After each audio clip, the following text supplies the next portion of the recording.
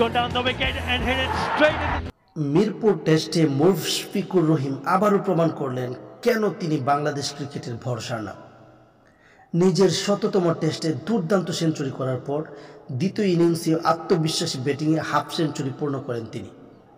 তবে দুর্ভাগ্যবশত তার সতীর্থ মাত্র 13 রান বাকি থাকতেই আউট হয়ে যান।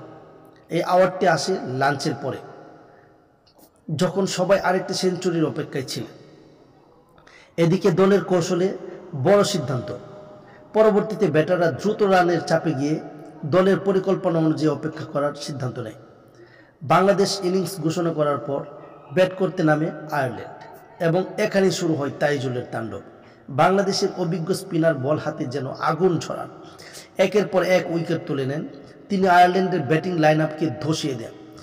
তাইজুলের এই বিধ্বংসী স্পিনে তিনি গড়ে তোলেন ইতিহাস। বাংলাদেশের সেরা স্পিনার বোলারদের তালিকায় উঠে আসেন 1 নম্বর স্থানে।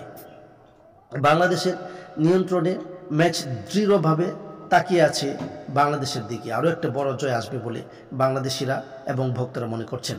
আমাদের সাথেই থাকুন।